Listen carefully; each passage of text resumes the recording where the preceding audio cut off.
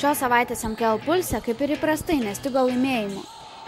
Įspūdingai sužaidė Tomo Urbelionio vadovaujama SKM Lumo komanda. Vaikų B berniukų krepšinio čempionate Manija rezultatu 128 SKM auklėtiniai vienareikšmiškai įrodė savo pranašumą prieš Alytaus antrąją komandą. Tomo Urbelionio krepšininkus pergalė lydėjo ir žaidžiant prieš Varėnos bites. Čia rezultatu 73-55 SKM Lumo komanda vėl pasiglemžė pergalę. Kaip tau šiandien sekėsi? Manau, prastai sekėsi. Kodėl? Nežinau, gal tiesiog nedadirbam iki galo gynyboje. Prasčiausiai tai kamuoliai buvo palenta. O kaip manai, kas priešininkams sekėsi geriausiai? Nežinau, jie tokie nieko įspūdingo nepadarė.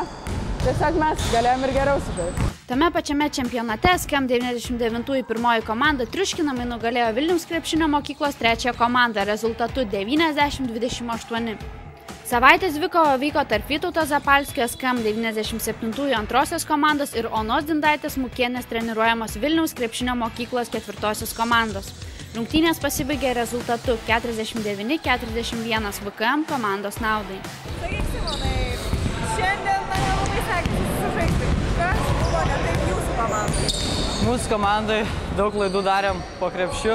Labai, ta prasme, neatsikovojom kamuolių, blogai atsitverdavom, tai jiem leisdavo labai lengvai mesti taškus iš prakrepšio. Bet šiandien panašu, kad varžovų komanda tikrai stipriai gynėsi. Kaip jums vis dėlto pasisekė keletą kartų pralaužti tą gynybą, kur to paslaptis buvo? Gerai susižaidėjom 2 prieš 2, tai davė šiek tiek erdvės ir gerai prasiveršėm. O kažkaip pabaigoje vis kažkur energijos atsirado, pataikėt porą tritaškių, tai kažkokia tarsi motyvacija didesnė. Jo, užsivežiau, tai gal dar pavyks pasivyti, bet nelabai.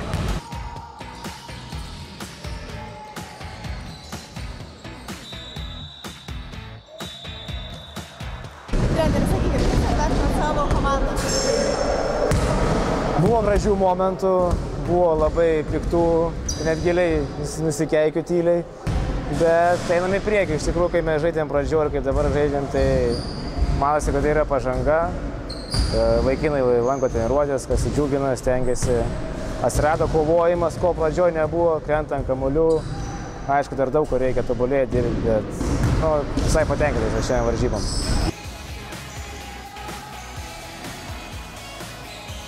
Tačiau kovos dar nesibaigė. Ko galime tikėtis kitą savaitę?